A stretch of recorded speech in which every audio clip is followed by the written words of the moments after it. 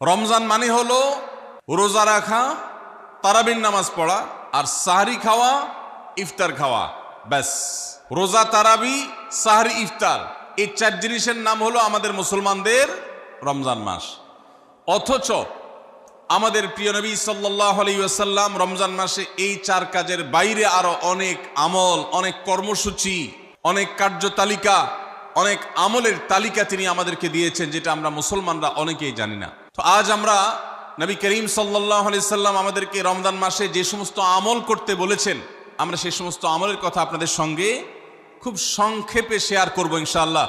কারণ আমি নবী করিম সাল্লাল্লাহু আলাইহি সাল্লামের হাদিস থেকে এবং কোরআনে করিম থেকেও 27টি আমলের কথা আপনাদের সঙ্গে শেয়ার করব ইনশাআল্লাহ, যার সবগুলোই রমাদানের জন্য স্পেশাল, তবে অনেকগুলো রমজানের বাইরের সময়ও আমাদের পালনীয় এবং করণীয়।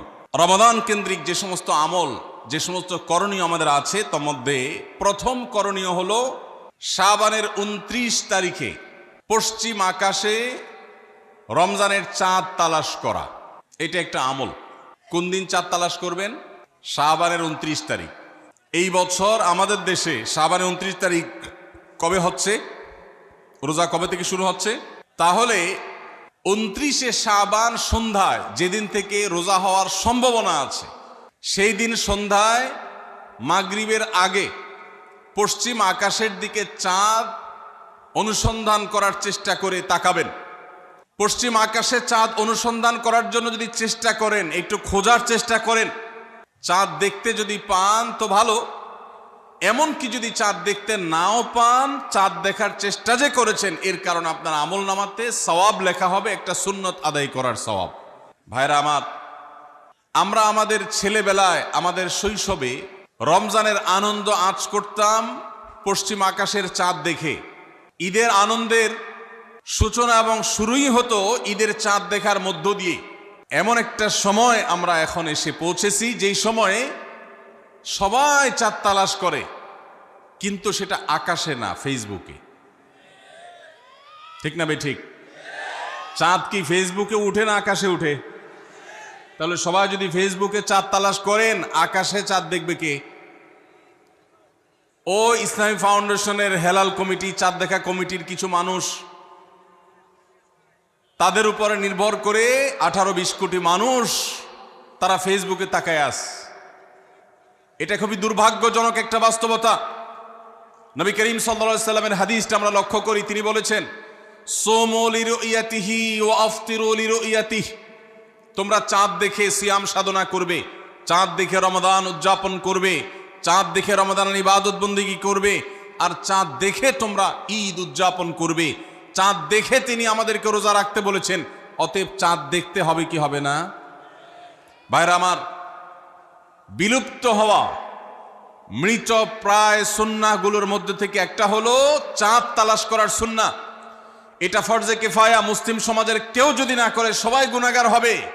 এটা খুবই রিস্কি একটা বিষয়, দুর্ভাগ্যজনক একটা বিষয় যে 20 কোটি মানুষের রমজান মাত্র মুষ্টিমেয় কয়েকজন মানুষের দেখার উপর নির্ভর করবে। ভাইরা আমার, আমরা পশ্চিম আকাশে চাঁদ দেখার চেষ্টা করব ইনশাআল্লাহ। যদি চাঁদ দেখতে পান আপনি, তাহলে নবী সাল্লাল্লাহু আলাইহি সাল্লামের সেখানে একটা দোয়া পড়বেন, আল্লাহুম্মা আহিল্লাহু আলাইনা বিল ইয়ুমনি ওয়াল ঈমান ওয়াস সালামাতি ওয়াল ইসলাম রব্বি ওয়া রাব্বুকাল্লাহ। চাঁদকে লক্ষ্য করে বলবেন, চাঁদের সাথে কথা বলবেন। চাঁদ আপনার কথা হয়তো বুঝবে না, কিন্তু আল্লাহর এরকম সৃষ্টি যারা আমাদের কথা বুঝতে পায় না, তাদেরকে লক্ষ্য করে কিছু বলার মানে হলো আপনি মূলত আপনার মনের আকুতিকে প্রকাশ করছেন। চাঁদকে লক্ষ্য করে নবী সাল্লাল্লাহু আলাইহি সাল্লাম চাঁদ দেখলে পড়তেন, আল্লাহুম্মা আহিল্লাহু আলাইনা বিল ইয়ুমনি ওয়াল ঈমান। হে আল্লাহ, এই যে চাঁদ আমি দেখতে পাচ্ছি, এই চাঁদের পুরো মাসটাকে যে আমার জন্য বরকত এবং ঈমান দিয়ে পরিপূর্ণ করে দিন। এই চাঁদ পুরো মাস জুড়ে থাকবে, অতএব এই পুরো মাস জুড়ে এই চন্দ্র মাসে আমি আপনার কাছে আমার জীবনে প্রভূত বরকত, কল্যাণ এবং ঈমান আপনার কাছ থেকে চাই।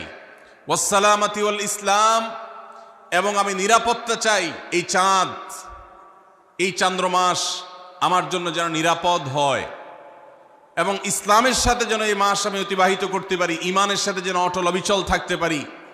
রব্বি ও রব্বুকাল্লাহ, হে চাঁদ, তোমার সৃষ্টিকর্তা পালনকর্তা আর আমারও পালনকর্তা এক আল্লাহ। ভাইরা আমার, চাঁদ দেখার চেষ্টা করা যাবে তো ইনশাআল্লাহ?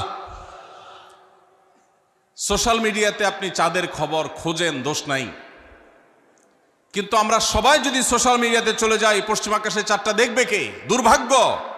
মসজিদ মাদ্রাসার ছাত্ররা, ওলামা একরাম, তারাও চাঁদ তালাশ করতে দেখা যায় খুবই কম, খুবই নগণ্য। আল্লাহ তাআলা আমাদের সবাইকে মৃত প্রায় সুন্নাহকে জিন্দা করার তৌফিক দান করুন। এই বছর 29শে রমাদান শুক্রবারে হবে না শনিবারে হবে? কে কে চাঁদ দেখবেন হাত তোলেন। আল্লাহ আমাদের সবাইকে চাঁদ দেখার তৌফিক দান করুন। মৃত সুন্নাহকে জিন্দা করার নিয়তে চাঁদ দেখবেন ইনশাআল্লাহ। আল্লাহ আমাদের সবাইকে আমল করার তৌফিক দান করুন। ভাইরা আমার, তাহলে রমজান কেন্দ্রিক প্রথম আমল পেয়ে গেলাম, প্রথম কর্মসূচি পেয়ে গেলাম, সেটা হলো শাবানের শেষ তারিখে পশ্চিম আকাশে চাঁদ তালাশ করবো ইনশাআল্লাহ।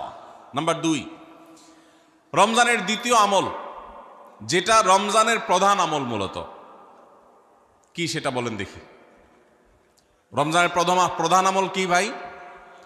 রোজা রাখা। মাশাআল্লাহ, উত্তর সঠিক। রমজান মাসের প্রধান আমল হলো রোজা রাখা। রোজা রাখার চাইতে এ মাসের বড় কোনো আমল হতে পারে না। রোজা রাখা রমজানের সুন্নত না মুস্তাহাব? ফরজ। ফরজ মানে হলো আল্লাহর সেই নির্দেশ, যেই নির্দেশ লঙ্ঘন করলে জাহান্নামের শাস্তি অবধারিত, জাহান্নামের শাস্তি এড়ানো যাবে না, যে নির্দেশ মান্য করা আবশ্যক, এরকম একটি ফরজ। ইসলামের স্তম্ভ কয়টা ভাই? 5টা। নবী করিম সাল্লাল্লাহু আলাইহি সাল্লাম বলেছেন, বুনিয়াল ইসলামু আলা খামস, ইসলাম দাঁড়িয়ে আছে 5টি ফাউন্ডেশনের উপরে, 5টি খুঁটির উপরে, 5টি ভিত্তির উপরে। সেই 5টি ভিত্তির 1 নম্বর হলো শাহাদাতি আল্লাহ ইলাহা ইল্লাল্লাহ ওয়া আন্না মুহাম্মাদান রাসূলুল্লাহ, আল্লাহ ছাড়া ইবাদত এবং উপাসনার উপযুক্ত আর কেউ নাই, আর মুহাম্মদ সাল্লাল্লাহু আলাইহি সাল্লাম আল্লাহর পাঠানো রাসূল, এই কথার সাক্ষ্য মুখে দেওয়া, এটা হলো 1 নম্বর স্তম্ভ। স্তম্ভ নম্বর 2, 5 ওয়াক্ত নামাজ আদায় করা। স্তম্ভ নম্বর 3, যাকাত আদায় করা, যাদেরকে আল্লাহ সামর্থ্য দিয়েছেন, সচ্ছলতা দিয়েছেন। স্তম্ভ নম্বর 4, হজ করা। স্তম্ভ নম্বর 5, রমজানের রোজা রাখা। তবে অনেক হাদিসে রমজানের রোজাকে 4 নম্বরে আর হজকে 5 নম্বরে রাখা হয়েছে। তাহলে রমজান মাসের রোজা রাখা এটা শুধু ফরজ না, মৌলিক ফরজ। নবী করিম সাল্লাল্লাহু আলাইহি সাল্লাম বলেছেন, যদি কেউ জীবনে একটি রোজাও শরিয়া গ্রাহ্য ওজর ছাড়া কেউ যদি ভঙ্গ করে, রোজা না রাখে, রমজানের পরে যদি সে সারা জীবনও রোজা রাখে, দায় মুক্ত হয়তো হয়ে যাবে, সে কাজা আদায় করেছে, কাফারা আদায় করেছে, দায় মুক্ত হয়তো হয়ে যাবে, কিন্তু রমজানের একটা রোজা রেখে আল্লাহর কাছে যে পরিমাণ মর্যাদার অধিকারী হওয়ার কথা, সারা জীবন রোজা রেখেও রমজানের ওই একটা রোজার ক্ষতিপূরণ করা সম্ভব নয়। এই জন্য সবাই রমজান মাসে ফরজ রোজা রাখবো তো ইনশাআল্লাহ। সকল প্রাপ্তবয়স্ক সুস্থ ইমানদারের জন্য রমজানের রোজা রাখা ফরজ। ভাইরা আমার, পৃথিবীতে আজ অনেক বিজ্ঞানী রোজা বা ফাস্টিং এর উপরে গবেষণা করে অনেক বড় বড় পদক, অনেক বড় বড় পুরস্কার জিতেছে। এখন ডাক্তাররাও আমাদেরকে বলে যে একটা সময় আমরা যেন ফাস্টিং করি, একটা সময় আমরা যেন না খেয়ে থাকি, এটা আমাদের স্বাস্থ্যের জন্য ভালো। নবী সাল্লাল্লাহু আলাইহি সাল্লাম সেই 1500 বছর আগে আল্লাহর দেয়া বিধান আমাদেরকে জানিয়েছেন। রমজানে পুরো মাস রোজা, শাবানে মুহররমে বেশি বেশি নফল রোজা, সোমবার বৃহস্পতিবার সাপ্তাহিক রোজা, চাঁদের 13, 14, 15 আইয়ামে বীজের মাসিক রোজা। নিয়মিতভাবে এই রোজা, এই সিয়ামগুলো যদি পালন করি আমরা, তাহলে আল্লাহর সন্তুষ্টি এবং জান্নাত লাভ যেমন হবে, ঠিক একইভাবে আমরা দুনিয়াতে সুস্থ সবল থাকতে পারবো। আমাদের শরীরে অতিরিক্ত যে চর্বি তৈরি হয়, বিশেষ করে আজকের বিশ্ব বাস্তবতায়, এই চর্বিগুলোকে বার্ন করার জন্য রোজার কোনো বিকল্প নাই। যদিও চর্বি বার্নের উদ্দেশ্যে রোজা রাখলে সে রোজা রোজা নয়। আমাদের উদ্দেশ্য হবে আল্লাহর সন্তুষ্টি অর্জন, পাশাপাশি পার্থিব উপকারিতা এমনি পেয়ে যাব। আল্লাহ আমাদের সবাইকে রমজান রোজা রাখার তৌফিক দান করুন। ভাইরা আমার, নবী করিম সাল্লাল্লাহু আলাইহি ওয়াসাল্লাম তিনি বলেছেন, যে ব্যক্তি রমজানে ঈমান এবং ইখলাসের সাথে আল্লাহকে খুশি করবার জন্য রমজান রোজা রাখবে, আল্লাহ তার পূর্বের সমস্ত গুনাহ মাফ করে দিবেন। অনেক যুবক আছেন গ্যাস্ট্রিকের অজুহাতে, অনেকে আছেন প্লাস্টিকের অজুহাতে রোজা রাখেন না। কারো গ্যাস্ট্রিক, কারো প্লাস্টিক।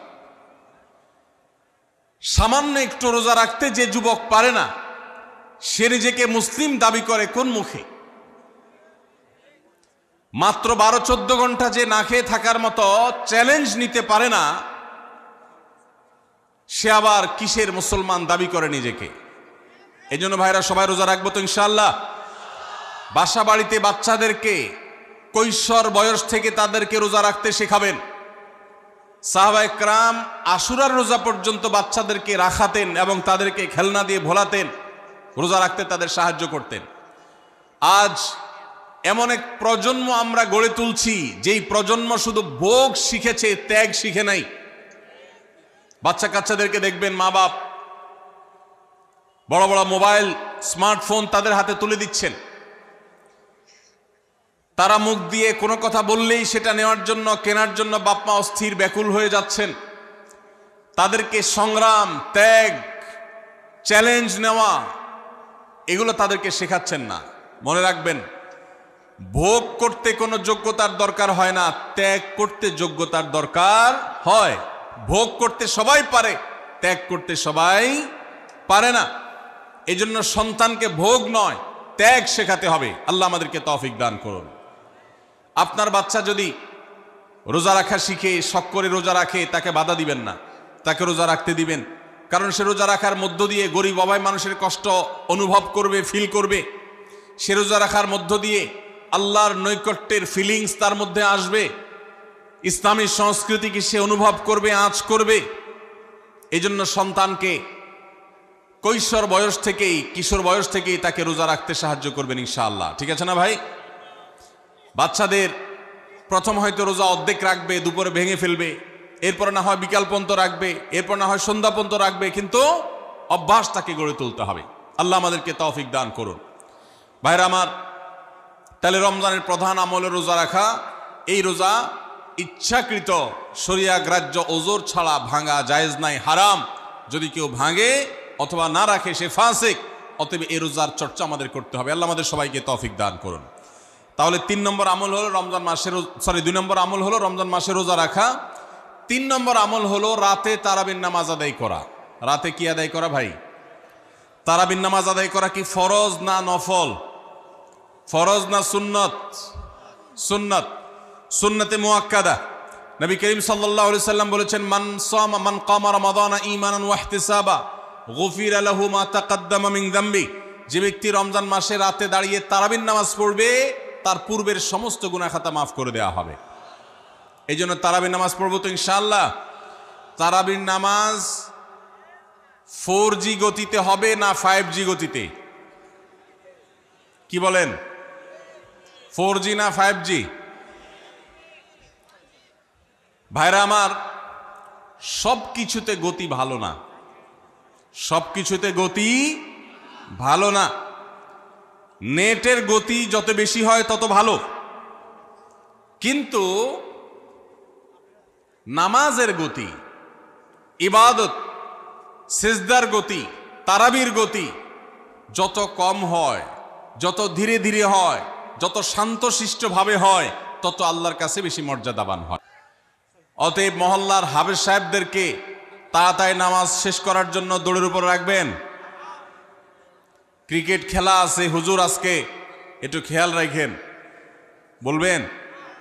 ভাইরা আমার,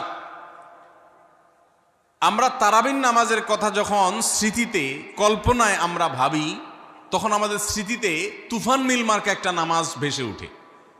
ঠিক না বে ঠিক? 5 ওয়াক্ত নামাজ এত তাড়াহুড়া করা হয় না তারাবি যত।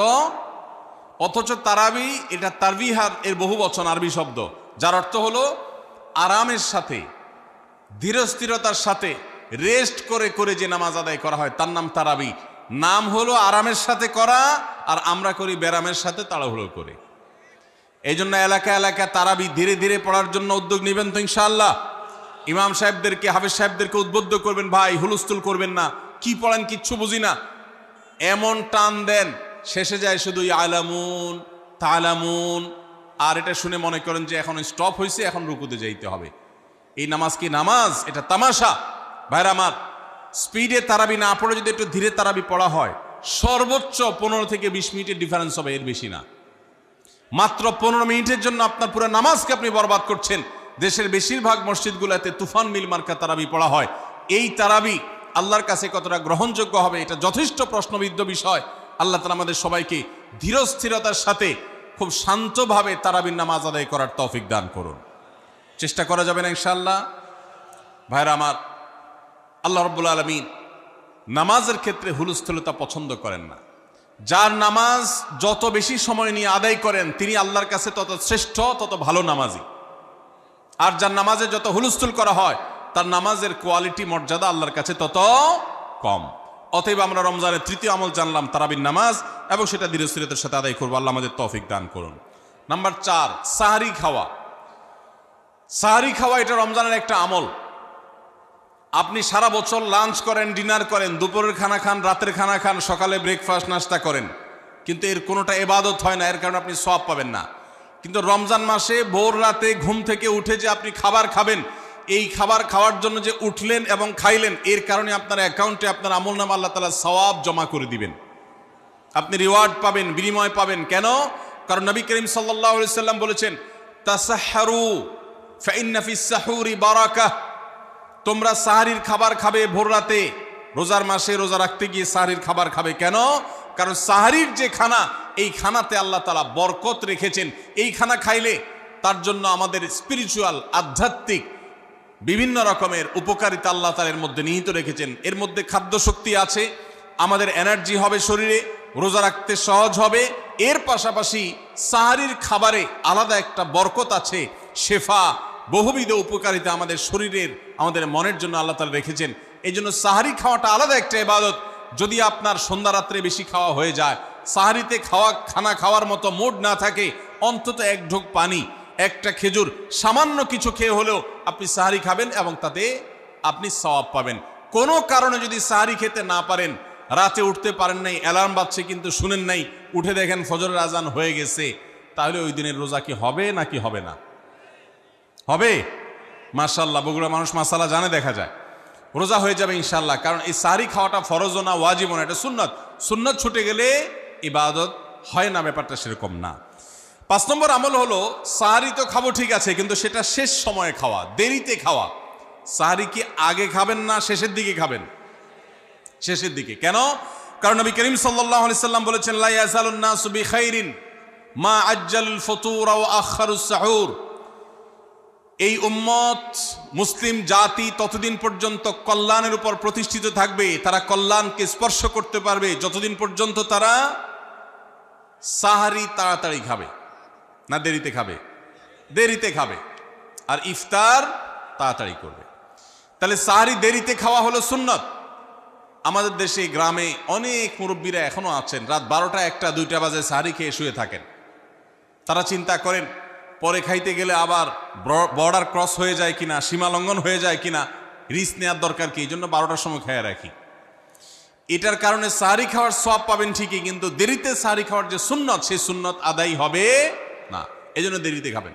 দেরিতে খাওয়ার মানে আবার এরকম দেরি না যে আপনি আর মুয়াজ্জিন সাহেব দুজন কম্পিটিশন করছেন, আপনার হাতে খাবারের প্লেট আর মুয়াজ্জিনের হাতে মাইক, আপনি আগে শেষ করেন আর মুয়াজ্জিন আগে আজান দিবে, কম্পিটিশন চলছে। এত দেরি করে একেবারে লাস্ট মিনিট পর্যন্ত খাওয়া সুন্নত নয়। কথা কি বুঝাতে পারছি?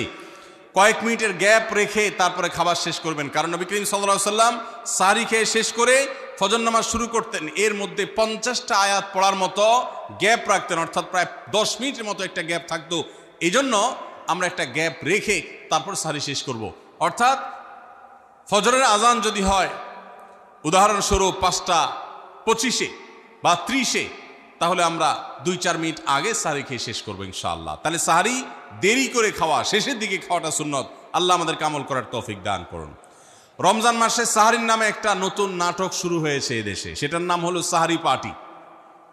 আপনারা শুনেছেন? বিশেষ করে শহরের ছেলেফেলেরা, ইউ পোলাপান, তারা আজকাল ভোর রাতে বন্ধু বান্ধব সহ রেস্টুরেন্টে গিয়া সাহারি পার্টির আড্ডা বাইর করছে। শয়তানি এবং ফাইজলামির আর কোনো জায়গা নাই, সাহারির জন্য পার্টি বাইর করছে, তাও আবার ছেলে মেয়ে একসাথে মিলেমিশে। ভাইরা আমার, সাহারি খাওয়া ইবাদত, এবং সাহারির এই সময়টা দোয়া কবুলের সময়, তাহাজ্জুদের সময়। আল্লাহ তাআলা দুনিয়ার আকাশ থেকে ডেকে ডেকে বান্দাকে ক্ষমা করেন। এই সময়টাতে আড্ডাবাজি করা, এটা হতভাগা ছাড়া আর কারোর কোনো কাজ হতে পারে না। এরপরে 6 নম্বর আমল হলো ইফতার করা। রোজা রেখেছেন কিন্তু ইফতার করেন নাই, রোজা হয়ে যাবে কিন্তু সুন্নাত আদায় হবে না, এজন্য ইফতার করা একটা সুন্নাত। আল্লাহ তাআলা আরহামুর রাহিমিন, এমন একটা মাস রমজান মাস, সারা বছর কিন্তু আমরা নাস্তা করি, সারা বছর যেটা নাস্তা করি রমজানে সে নাস্তাই করি। পার্থক্য হলো সারা বছর নাস্তা করি সকালে, রমজান নাস্তা করি সন্ধ্যায়। মানুষ দীর্ঘ সময় না খেয়ে থাকার পরে যে খাবার খায় সেটাকেই ব্রেকফাস্ট বলে, সেটাকেই নাস্তা বলে। আরবিতে যে ইফতার বলা হয়, এই ইফতার শব্দের অর্থ কিন্তু নাস্তা। ইফতার শব্দের অর্থ কি? নাস্তা। সারা বছর নাস্তা খেলে কোনো সওয়াব হবে, কিন্তু রমজান মাসে আপনি যদি সারাদিন উপবাস থাকার পর সন্ধ্যায় ব্রেকফাস্ট করেন, অর্থাৎ ইফতার করেন, তাহলে আল্লাহ তাআলা আপনাকে সুন্নাত পালন করার সওয়াব দিবেন। এই জন্য ভাই, ইফতার করা একটা সুন্নাত। 7 নম্বর, ইফতার আবার তাড়াতাড়ি করা আরেকটা সুন্নাত। এটা 7 নম্বর আমল, ইফতারটা একটু তাড়াতাড়ি করা। তাড়াতাড়ি করা মানে কি? সূর্য ডুবার 2-4 মিনিট আগে। কি বলেন? তাহলে তাড়াতাড়ি কেমনে হলো? তাড়াতাড়ি মানে হলো সূর্য ডুবার সাথে সাথে করা, বিলম্ব বা দেরি না করা। নবী করিম সাল্লাল্লাহু আলাইহি ওয়াসাল্লামের এই হাদিস আবারও আমরা স্মরণ করি। তিনি বলেছেন, লা ইয়াজালুন নাসু বিখাইরিন মা আজ্জালুল ফুতুর ওয়া আখারুস সুহুর। এই মানুষ, এই উম্মত ততদিন কল্যাণের উপরে প্রতিষ্ঠিত থাকবে যতদিন তারা ইফতার তাড়াতাড়ি করবে আর সাহরি দেরিতে করবে। ইফতার তাড়াতাড়ি করা এর মানে হলো সূর্য ডুবছে আর দেরি করবেন না। শিয়ারা এবং ইহুদিরা, তাদের মধ্যে রোজা আছে, ফাস্টিং আছে, তারা সেই রোজায় ইফতার করে হলো চতুর্দিক অন্ধকার হয়ে যাওয়ার পর, সূর্য ডুবার পর পর ইফতার করে না। তো এই জন্য নবী সাল্লাল্লাহু আলাইহি সাল্লামের আদর্শ হলো তার বিপরীত, অর্থাৎ সূর্য ডুবার পর পর ইফতার করে ফেলা, অতিরিক্ত বিলম্ব না করা। আল্লাহ আমাদেরকে আমলের তৌফিক দান করুন। 8 নম্বর আমল হলো ইফতারের দোয়া পড়া। ইফতারের দোয়া জানা আছে ভাই? কি দোয়া? আমরা একটা দোয়া কমন জানি বাংলাদেশে মানুষ, সেটা হলো আল্লাহুম্মা লাকা সুমতু আলা রিজকিকা আফতারতু। এটাও হাদিসে বর্ণিত হয়েছে, কিন্তু হাদিসের সনদ নিয়ে অনেকে কোনোটা নিয়ে আলাপ তুলেছেন, প্রশ্ন তুলেছেন। আল্লাহুম্মা লাকা সুমতু মানে হলো, হে আল্লাহ, আপনার উদ্দেশ্যে রোজা রেখেছি, ওয়া আলা রিজকিকা আফতারতু, এবং আপনার দেওয়া রিজিক দিয়ে ইফতার করেছি। আর ইফতারের আরেকটা দোয়া হলো যাহাবাজ জামা ওয়াবতাল্লাতিল উরুক ওয়া সাবাতাল আজরু ইনশাআল্লাহ। এটা একটা দোয়া। যদি এগুলো দোয়ামূলক নয়, আমরা দোয়া বলছি, এটা মূলত আল্লাহর কাছ থেকে একটা প্রত্যাশা। এর অর্থ হলো যাহাবাজ জামা, আমার পিপাসা দূর হয়ে গেছে, ওয়াবতাল্লাতিল উরুক, আমার শিরা উপশিরাগুলো সব সিক্ত হয়ে গেছে, ওয়াসাবাতাল আজরু ইনশাআল্লাহ, এবং আল্লাহ চাহেন তো এই রোজার বিনিময় আমার সাব্যস্ত হয়ে গেছে আল্লাহর কাছে, এটা স্থির হয়ে গেছে। এটা হলো ইফতারের দোয়া। ইফতারের দোয়াটা কি ইফতারের আগে করব না পরে করব? ইফতারের দোয়াটা যারা ইফতারের আগে করার পক্ষে তারা হাত তোলেন। অল্প সংখ্যক মানুষ, আর বাকিরা সবাই কি পরের পক্ষে না মাঝখানের পক্ষেও আছেন লোক? সব পরের। মাশাআল্লাহ, সব সূক্ষ্ম সূক্ষ্ম মাসআলা দেখি গাবতলী মানুষ জানে, মাশাআল্লাহ, অনেক অগ্রসর দেখা যায়। আল্লাহ আমাদের সবাইকে দ্বীনের জন্য কবুল এবং মঞ্জুর করুন, মাশাআল্লাহ। ভাইরা আমার, ইফতারের দোয়াটা ইফতারের পরে করতে হয়, যেটা বেশিরভাগ মানুষ জানে না, কিন্তু আমি অবাক হলাম যে এখানে বেশিরভাগ মানুষ আপনারা জানেন, মাশাআল্লাহ, নলেজেবল মানুষ, বোঝা গেছে। ইফতারের দোয়ার অর্থের দিকে তাকালেই তো বোঝা যায় এটা আগে না পরে। দোয়ার অর্থের মধ্যে তাকালে আমরা দেখতে পাচ্ছি যে আল্লাহ শিরা উপশিরা সিক্ত হয়ে গেছে, পিপাসা দূর হয়ে গেছে, এগুলো তো ইফতারের পরেই হয়। অবশ্য আমি অর্থ আগে বলে দিছি, সেটা দেখে হয়তো আপনারা অনেকে বুঝে ফেলছেন, মাশাআল্লাহ। তো যাই হোক, ইফতারের শুরুতে বিসমিল্লাহ বলে ইফতার করব, আর শেষে এই দোয়া পড়ব। আল্লাহ আমাদেরকে আমলের তৌফিক দান করুন। 9 নম্বর হলো সাহরি এবং ইফতারে খেজুর খাওয়া। খেজুর দিয়ে সাহরি ইফতার করা। ইফতারে আপনি অন্য যা খান না খান, খেজুর দিয়ে খাবেন। নবী সাল্লাল্লাহু আলাইহি সাল্লাম আদা পাকা আদা খেজুর দিয়ে ইফতার করতেন, যেটাকে রোতাব বলা হয়। আর যদি সেটা না পাওয়া যেত সাধারণ যে কোনো খেজুর, সেটাও না পাওয়া গেলে একটু পানি খেয়ে তারপর তিনি ইফতার করতেন। আমরা ইফতারে খেজুর খেতে হয় সুন্নাহ, এটা আমরা জানি, কিন্তু যেটা জানি না সেটা হলো সাহরিতে খেজুর খাওয়া। ভোর রাতে সাহরিতে খেজুর খাওয়া সুন্নত, এটা আগে কে কে জানতেন? হাত তোলেন। আগে জানতেন? মাশাআল্লাহ, হাত নামান। গত বছর রমজানে সাহরিতে ভাত তরকারি যাই খাইছেন না খাইছেন, একটা হলো খেজুর খাইছেন, কারা কারা হাত তোলেন? মাশাআল্লাহ, এদিকে সব আমল করা মানুষ, মাশাআল্লাহ। তাহলে তার ওয়াজ টোয়াজের কোনো দরকার নাই। এত নলেজেবল মানুষ, এত আমলদার মানুষ যদি এলাকায় থাকে, তাহলে ওয়াজের দরকারটা কি? আল্লাহ আমাদের সবাইকে আমলের তৌফিক দান করুন। ভাইরা আমার, ইফতারে খেজুর খাওয়া যেমন সুন্নাত, সাহরিতেও খেজুর খাওয়া সুন্নাত, কিন্তু খেজুর খাওয়া কোনো ফরজ ওয়াজিব না। খেজুরের দাম বেশি হয়ে গেছে, আপনি কিন্তু অপারক। যদি একটা খেজুরও পুরো রমজানে না খান, আপনার রোজার কোনো অসুবিধা হবে।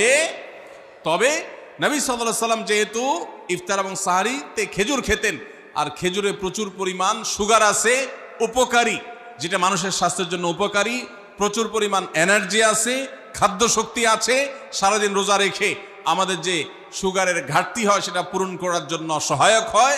এই জন্য সাহরি এবং ইফতারে খেজুর খাওয়া এমনিতেও উপকারী। আর নবী সাল্লাল্লাহু আলাইহি ওয়াসাল্লামের সুন্নাত, তিনি বলেছেন নি'মা সাহুরুল মুমিনি আত-তামার, ইমানদারের সাহারির আইটেমের মধ্যে সবচেয়ে বেস্ট উত্তম হলো খেজুর।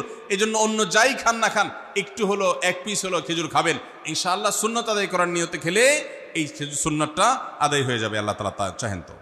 তাহলে 9 নম্বর আমল পেলাম হলো সাহরি এবং ইফতারিতে খেজুর খাওয়া। 10 নম্বর আমল হলো সকল প্রকার পাপাচার বর্জন করা, গুনাহের কাজ থেকে বিরত থাকা।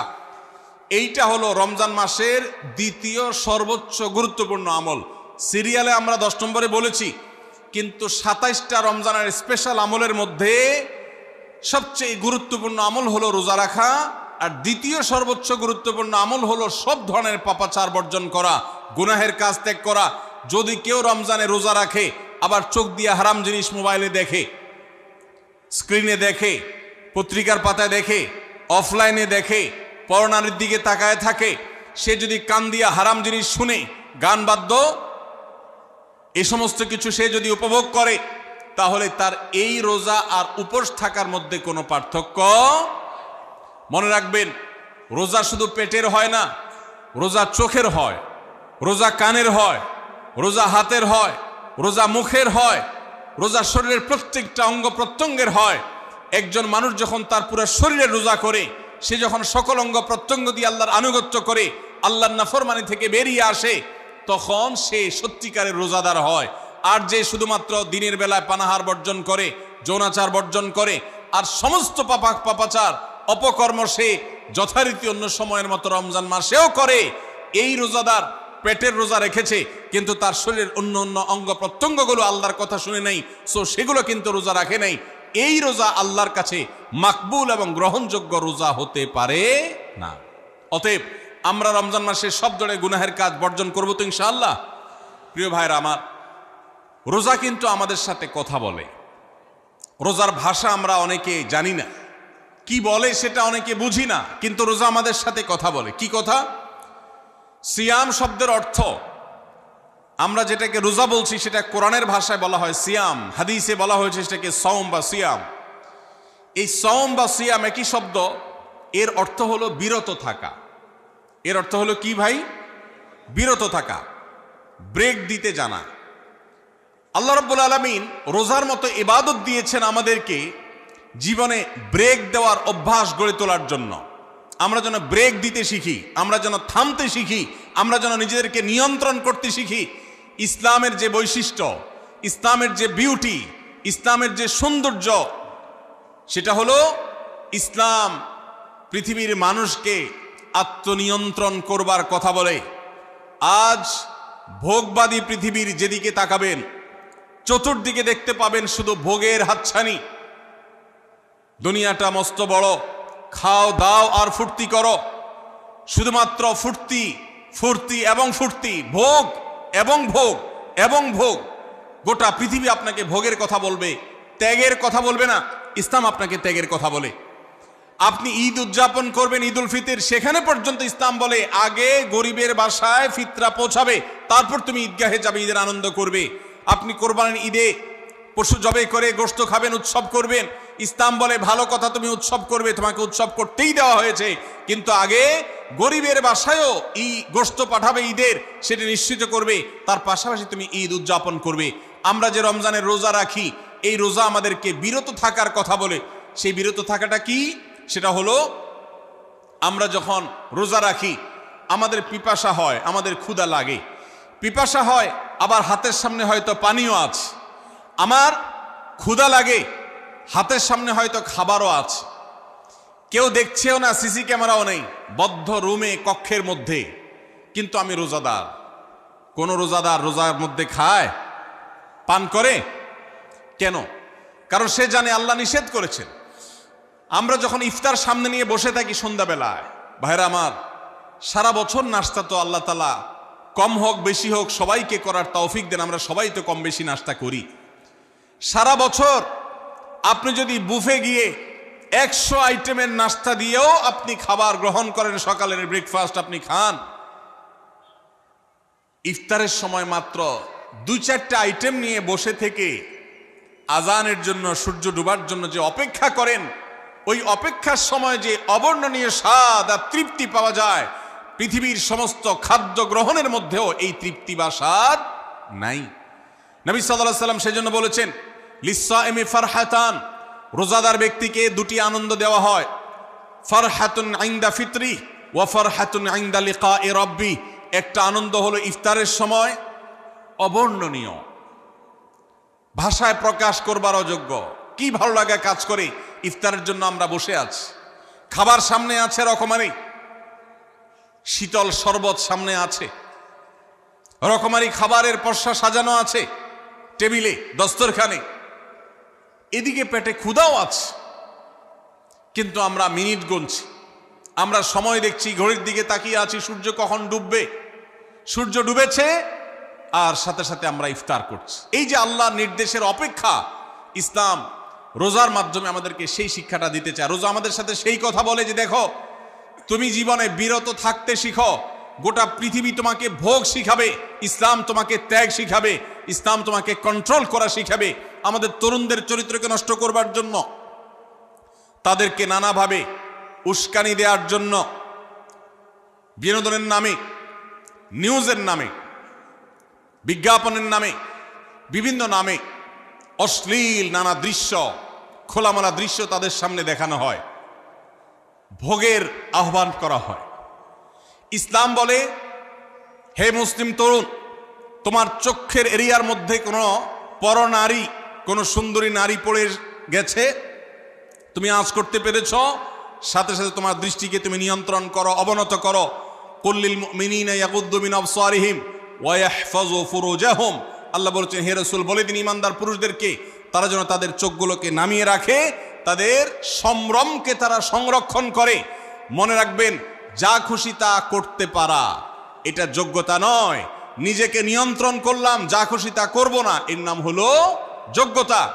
ডায়রিয়ার রোগী ডাইরেক্ট হয়ে যায়, যা খুশি যে করে, নিজের মন যেদিকে তাকে নাচায় সেদিকে নাচে, এই লোকটা অসুস্থ মানুষের মতো। আর মুসলিম যুবক, মুসলমান মানুষ, নারী পুরুষ, সে নিজেকে নিয়ন্ত্রণ করে। আল্লাহ এটা হারাম করেছেন, আমার মন চায়, চাইলেই আমি সেটা নিতে পারি, কিন্তু আমি নেব না। আমি একটা জিনিস ধরতে পারি, আল্লাহ হারাম করেছেন, সেজন্য আমি ধরবো না।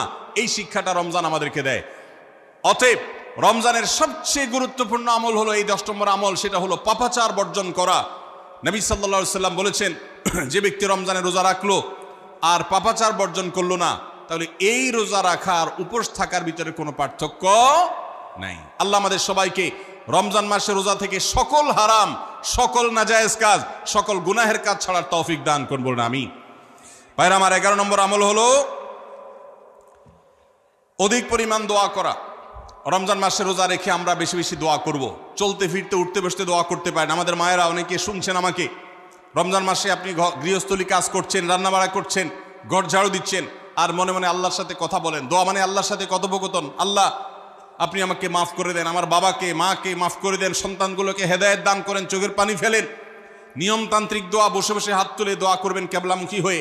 আবার চলতে ফিরতে, উঠতে বসতে, এমনকি ওযু নাই সে অবস্থায় দোয়া করবেন। নবী সাল্লাল্লাহু আলাইহি সাল্লাম বলেছেন, 3 ব্যক্তির দোয়া ফিরিয়ে দেওয়া হয় না। কয় ব্যক্তির দোয়া? সালাসুন লা তুরাদ্দু দাওয়াতুহুম, 3 শ্রেণী মানুষের দোয়া ফিরিয়ে দেওয়া হয় না। এর ভিতরে এক শ্রেণী হলেন মাজলুম, কারোর জুলুমের শিকার হয়েছে। এই ব্যক্তি জালেমের বিরুদ্ধে যে তার মনের আকুতি থাকে, বদদোয়া থাকে, আল্লাহ সুবহানাহু ওয়া তাআলা এটা ফিরিয়ে দেন না। এই জন্য পৃথিবীর ইতিহাসের কোন জালিম আপনি দেখাতে পারবেন না যেই জালিমকে আল্লাহ ছেড়ে দিয়েছেন, আল্লাহ ছাড় দিয়েছেন কিন্তু চূড়ান্তভাবে ছেড়ে দিয়েছেন, এমন কোন জালিম আপনি দেখাতে পারবেন না। এই জন্য ভাই কখনো কোন অবস্থাতে কারো প্রতি আমরা জুলুম করব না। আল্লাহ আমাদেরকে সেটা মানার তৌফিক দান করুন। তাহলে 3 ব্যক্তির দোয়া কবুল হয়, ফেরত দেওয়া হয় না। তার ভিতরে একজন হলো মাজলুম, যার প্রতি আপনি জুলুম করেছেন, সে আপনার বিরুদ্ধে যে বদদোয়া করে, এটা লাগবেই লাগবে, আজ হোক আর 2 দিন পরে হোক। নাম্বার 2, মুসাফির, যে ব্যক্তি সফরে আছে, সফররত অবস্থায় সে যদি দোয়া করে, সে দোয়া আল্লাহ তাআলা কবুল করেন। 3 নম্বর হলো রোজাদার ব্যক্তি, আস-সাইম হাত্তা ইফতির, রোজাদার ব্যক্তি সারাদিন ভর রোজা করলে ইফতার রাগ পর্যন্ত, সারাদিন দোয়া করলে ইফতার রাগ পর্যন্ত তার দোয়া কবুল হয়। এই জন্য রোজা রেখে আমরা বেশি বেশি আল্লাহর কাছে দোয়া করবো ইনশাআল্লাহ। চলতে ফিরতে উঠতে বসতে মনে মনে আল্লাহর সাথে কথা বললেন, চাওয়া দাওয়াকে পেশ করলেন, বাস এইটাই হলো দোয়া। এটা হলো আমাদের রমজান মাসের 11 নম্বর আমল, বেশি বেশি দোয়া করা। 12 নম্বর আমল হলো মিথ্যা এবং কাজ পরিহার করা। রমজানের সকল পাপাচার তো পরিহার করবই, বিশেষভাবে মিথ্যা কথা, মিথ্যা কাজ পরিহার করা। কারণ নবীজি সাল্লাল্লাহু আলাইহি ওয়াসাল্লাম এর জন্য আলাদা নির্দেশ করেছেন। তিনি বলেছেন, মাল্লাম ইয়াদা কাওলা যুরি ওয়াল আমালা বিহি ফালাইসা লিল্লাহি হাজা আন ইয়াদা তাআমাহু ওয়া শারাবা। যে ব্যক্তি রমজানের রোজা রেখে মিথ্যা কথা, মিথ্যা কাজ ছাড়লো না, তার উপোস থাকায় আল্লাহর কোনো ঠেকা পড়ে নাই। 13 নম্বর আমল হলো অশ্লীলতা এবং বিবাদ, বিতণ্ডা, ঝগড়া, এগুলো পরিহার করা। কারণ নবী করিম সাল্লাল্লাহু আলাইহি ওয়াসাল্লাম তিনি আমাদেরকে রমজান মাসে রোজা রেখে অশ্লীলতা পরিহার করতে বলেছেন। মোবাইলে হারাম জিনিস দেখলেন, টেলিভিশনে হারাম জিনিস দেখলেন, বা কোনো পত্রপত্রিকাতে খারাপ জিনিস, নিষিদ্ধ জিনিস দেখলেন, পরনারীর সৌন্দর্য দেখে আপনি হারাম স্বাদ নেয়ার চেষ্টা করলেন, তাহলে আপনার রোজার অঙ্গহানি হলো, রোজা প্রাণহানি হলো। এই রোজা রোজা নয়। এই জন্য এটাকে রমজান মাসে পরিহার করতে হবে, অন্য সময় তো বটেই। এবং সেই সাথে কেউ যদি আপনার সাথে ঝগড়া করতে আসে, নবীজি শিখাই দিয়েছেন, ফালিয়াকুল ইন্নী সায়েম, কেউ রোজা রাখা অবস্থায় ঝগড়া করতে আসলে বলবেন, ভাই আমি রোজাদার, আমি তোমার ঝগড়ার জবাব দিতে পারবো না। তাহলে ঝগড়া পরিহার করার জন্য রমজান মাসে আমরা এক্সারসাইজ করবো। 14 নম্বর, যে কোনো ভালো কাজ, যে কোনো নেকামল রমজান মাসে বেশি বেশি করবেন। কেন? কারণ রমজানের শুরুতে একজন ঘোষক বলে, ইয়া বাগিয়াল খাইরি আকবিল, হে ভালো কাজ প্রত্যাশী, যে ভালো কাজ করতে চাও, রমজান মাসটাই হলো ভালো কাজের সওয়াব বেশি পাওয়ার। অতএব এই মাসে ভালো কাজ করে, নেকামল করে, ইবাদত করে, কোরআন তেলাওয়াত, জিকির, আজকার যত রকম আছে এগুলো করে জান্নাতের পথে অগ্রসর হয়ে যাও। 16 নম্বর আমল হলো রোজাদারকে ইফতার করানো, অর্থাৎ নিজে ইফতার করার পাশাপাশি অন্য কোন রোজাদারকে ইফতার করাইলে আল্লাহ তাআলা ওই রোজাদার যে পরিমাণ সওয়াব পাবেন, আপনাকেও সেই পরিমাণ সওয়াব দিবেন ইনশাআল্লাহ। 17 নম্বর আমল হলো বেশি বেশি কোরআনে কারীমের তেলাওয়াত করা। রমজান মাসে আল্লাহ তাআলা আমাদের সবাইকে, 15 নম্বর বাদ গেছে, মাশাআল্লাহ, এত মনোযোগ সহকারে কথা বলছে এবং নোট করছে দেখা যাচ্ছে। তাহলে আমরা আবার পেছনে যাচ্ছি ইনশাআল্লাহ। 15 নম্বর আমল হলো বেশি বেশি ইস্তেগফার করা। বেশি বেশি কি করা? ইস্তেগফার করা, অর্থাৎ ক্ষমা প্রার্থনা করা। কেন ক্ষমা প্রার্থনা বেশি করবেন? কারণ নবী করিম সাল্লাল্লাহু আলাইহি সাল্লাম বলেছেন, ওয়ালিল্লাহি উতাকাউ মিনান নার ওয়া যালিকা ফি কুল্লি লাইলা। রমজানের প্রত্যেক রাতে আল্লাহ তাআলা বহু মানুষকে জাহান্নাম থেকে মুক্ত ঘোষণা করেন।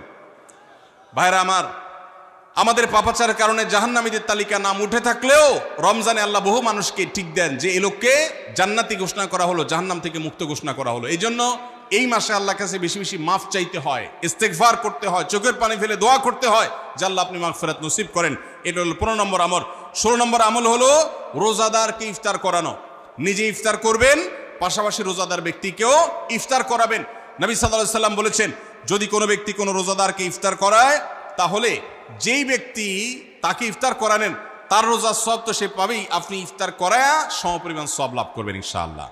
অতএব মসজিদে ইফতার দেওয়ার ব্যবস্থা করা যেতে পারে, রাস্তাঘাটে, বিশেষ করে পাবলিক পরিবহনে, এমনকি প্রাইভেট গাড়িতেও সন্ধ্যার সময়, ইফতারের সময় অনেক সময় খাবার থাকে না, তখন আপনি রাস্তায় দাঁড়িয়ে যদি সামান্য একটু খেজুর, সামান্য একটু পানি বিতরণ করতে পারেন, তাইলে সওয়াবটা পাওয়া যেতে পারে।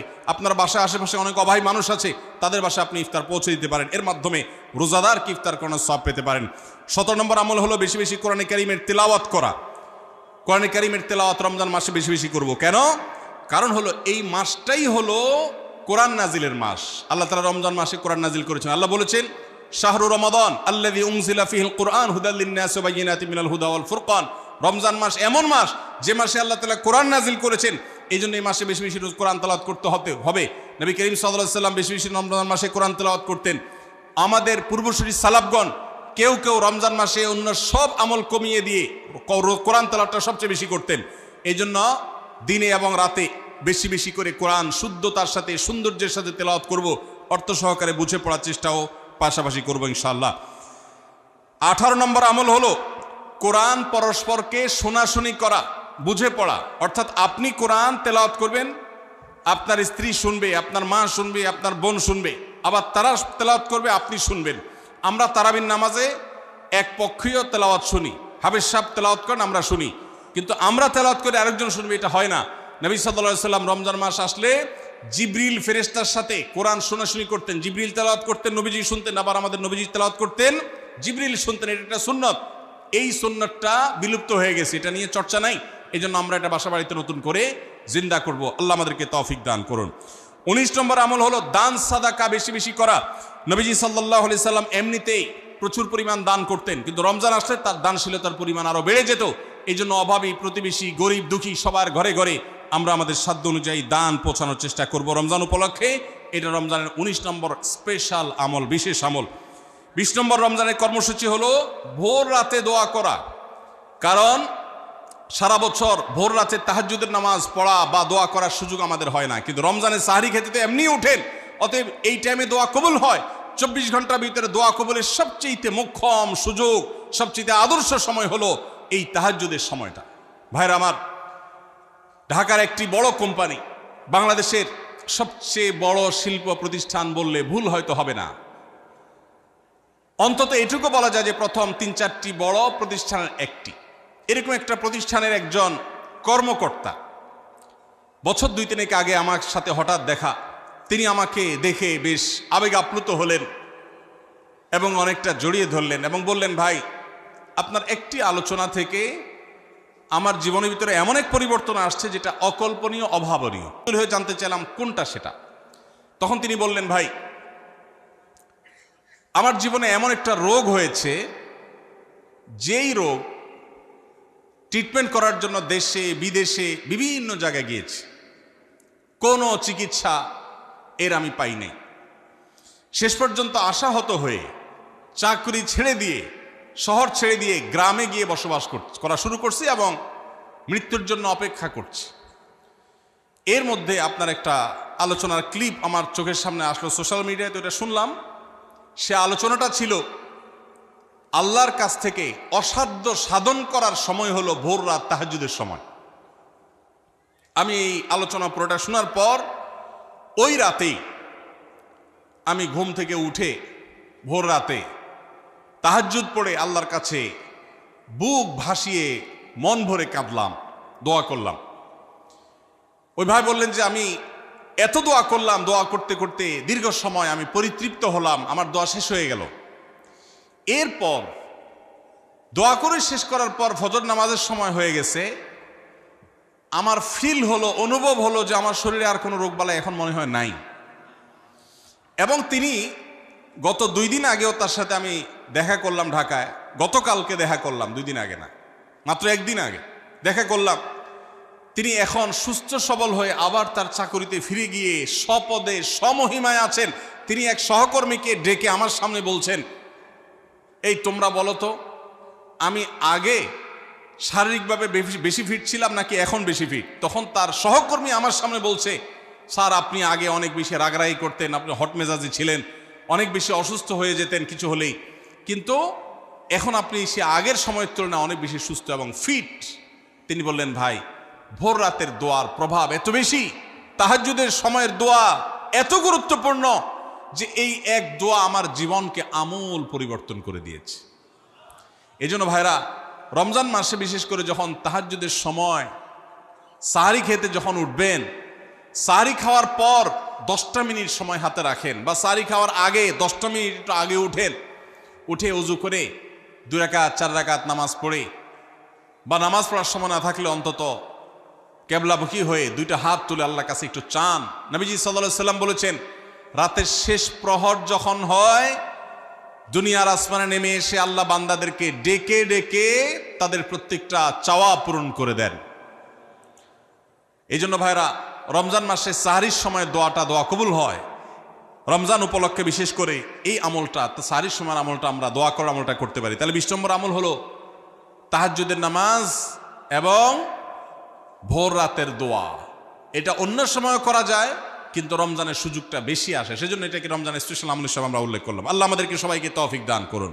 সাহরি খেতে উঠলে একটু দোয়া করবো তো ইনশাআল্লাহ, 2-4 মিনিটের জন্য হলে দোয়া করব, একাকী নির্জনে আল্লাহর কাছে কেবলামুখী হয়ে। এর চেয়ে বড় দুর্ভাগ্যের বিষয় কি আছে যে আল্লাহ চাওয়ার জন্য ডাকছেন আর আমি অবহেলা করে বসে আছি। ভাইরা আমার, 5 ওয়াক্ত নামাজের জন্য মুয়াজ্জিন আপনাকে ডাকে, কিন্তু ভোর রাতে দোয়া কবুলের জন্য স্বয়ং আল্লাহ আপনাকে ডাকেন। অতএব সাহরি খেতে উঠলে ভোর রাতে সাহরির সময় একটু দোয়া করবো তো ইনশাআল্লাহ। 21 নম্বর আমল উমরা করা। যাদেরকে আল্লাহ তৌফিক দিয়েছেন তারা রমজানে উমরা করবেন, কারণ নবী করিম সাল্লাল্লাহু আলাইহি ওয়াসাল্লাম বলেছেন, উমরাতুন ফি রমাদান তা'দিলু হাজ্জা। রমজানে কেউ উমরা করলে একটা হজের সওয়াব পায়। কোন কোন হাদিসে আসছে তা'দিলু হাজ্জাতাম মাই, নবীজির সাথে হজের সওয়াব পাওয়া যায় রমজানে উমরা করলে। আল্লাহ আমাদেরকে যখন তৌফিক দিবে আমরা তখন সেটা করবো ইনশাআল্লাহ। ঠিক আছে না? নিয়ত করেন, দোয়া করেন, আল্লাহ একসময় তৌফিক অবশ্যই দিবেন। 22 নম্বর আমল হলো রমজানের শেষ 10 দিন মসজিদে ইতিকাফ করা। গুরুত্বপূর্ণ একটা পয়েন্ট, মসজিদে ইতিকাফ করা। খুব মনোযোগ দিয়ে শুনি। রাসূল করিম সাল্লাল্লাহু আলাইহি সাল্লাম রমজানের রোজা ফরজ হওয়ার পর থেকে নিয়ে তার মৃত্যু পর্যন্ত একটি বছরের জন্য রমজানের শেষ দশক মসজিদে ইতিকাফ করা ছাড়া ছিলেন না।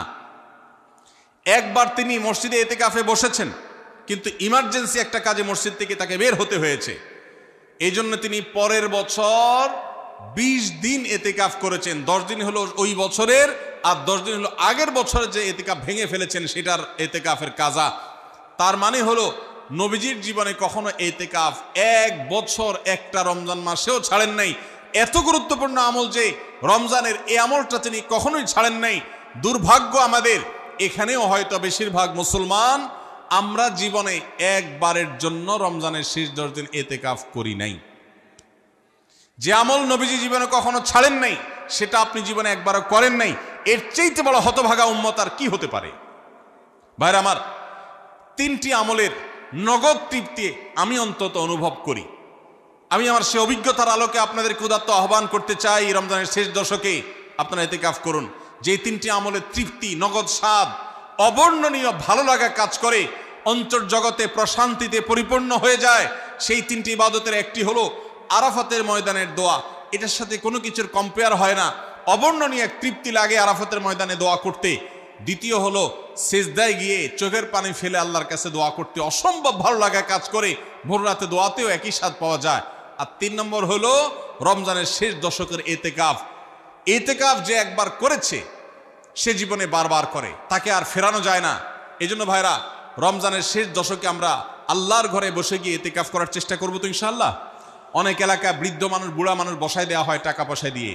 যে টাকা নিয়ে ইতিকাফ করে সেও গুনাহগার, আর যারা টাকা নিয়ে ইতিকাফে বসায় তারাও গুনাহগার, কারণ ইবাদত টাকা পয়সা দিয়ে চলবে না। রমজানের শেষ দশক মসজিদে ইতিকাফ করবো তো ইনশাআল্লাহ। আল্লাহ আমাদেরকে তৌফিক দান করুন। যুবক ভাইরা, একটাবার বসে দেখেন, অসম্ভব ভালো লাগে কাজ করে।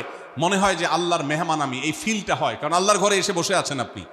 আপনি কারোর কাছে কোনো কিছু চেয়েছেন, চাইতে চাইতে একটা পর্যায়ে তার পাও জড়িয়ে বসে গেলেন, একদম বসে গেলেন, তার ঘরের সামনে বসে পড়লেন।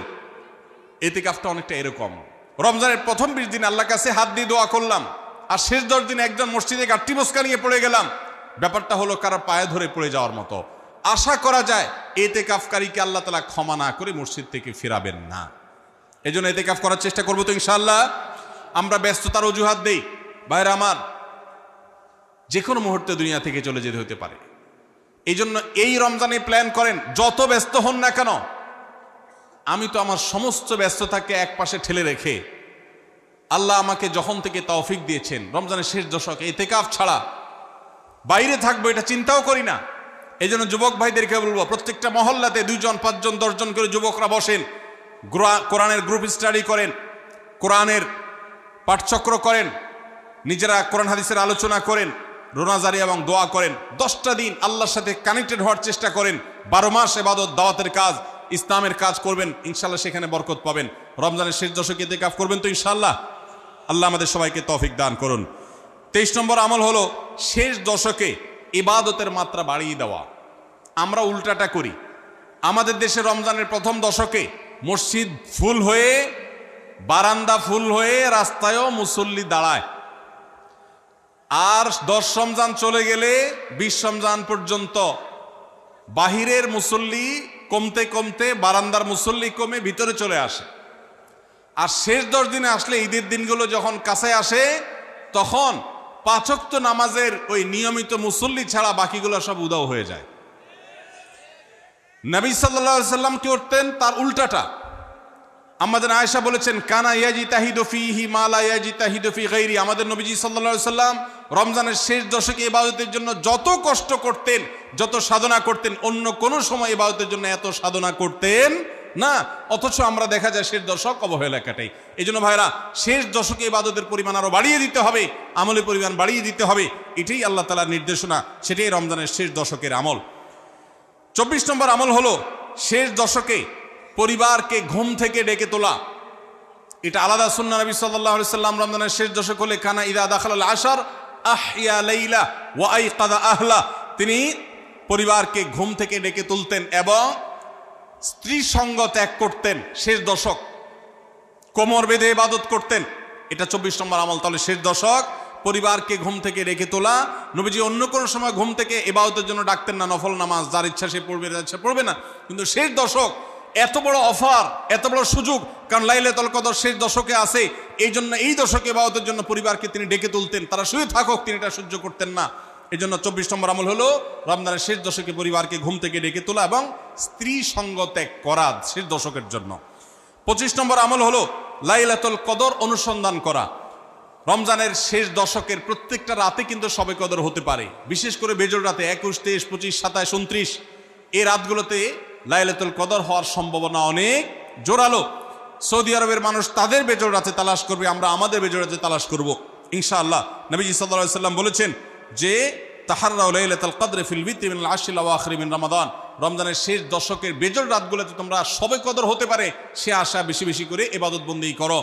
লাইলাতুল কদরের ইবাদতকে আল্লাহ বলেছেন লাইলাতুল কদরে খায়রুম মিন আলফি শাহর। 1000 মাস, 1000 মাস ইবাদত করলে যে সওয়াব পাওয়া যাবে, লাইলাতুল কদরের এক রাতের ইবাদতের সওয়াব তার চাইতে বেশি হবে।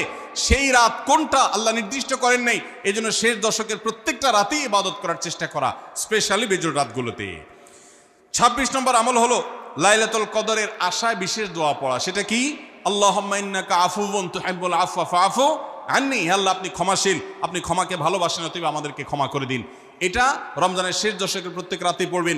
যে রাতটা একটু শান্ত শিষ্ট, একটু শীতল, একটু বৃষ্টিভাব, একটু লাইলাতুল কদরের আবহাওয়া বোঝা যায়, সেই রাতকে লাইলাতুল কদর আশা করে, প্রত্যাশা করে বেশি বেশি দোয়া পড়বেন, আল্লাহুম্মা ইন্নাকা আফুউন তুহিব্বুল আফওয়া ফাআফু আন্নি। তাহলে 26 নম্বর আমল হলো লাইলাতুল কদরের দোয়া পড়া। আর 27 নম্বর সর্বশেষ আমল হলো ফিতরা আদায় করা। অর্থাৎ রমজান মাসের রোজাতে যদি ভুল ত্রুটি হয়, এটা রিফাইন্ডের কাজ হয়ে যায়, রিফ্রেশমেন্টের কাজ হয়ে যায় ফিতরার মাধ্যমে। প্রত্যেক সচ্ছল ব্যক্তি তার নিজের পক্ষ থেকে, নিজের স্ত্রী এবং নিজের ছোট বাচ্চাদের তরফ থেকে ফিতরা আদায় করবেন। প্রাপ্তবয়স্ক সন্তান থাকলে তারা তাদেরটা আদায় করবে, আর না হলে বাপও তাদেরটা আদায় করতে পারে। ফিতরা স্বরূপ গরিবদের বাসায় একদিনের খাবার এটা পৌঁছে দিতে হবে। এটা হলো ফিতরা। ঈদের নামাজের আগ পর্যন্ত এটা আদায় করার নির্দেশ নবী সাল্লাল্লাহু আলাইহি ওয়াসাল্লাম দিয়েছেন। তাহলে 27 নম্বর আমল হলো ফিতরা আদায়। এটার মাধ্যমে রমজানের আমল শেষ হয়ে যাবে।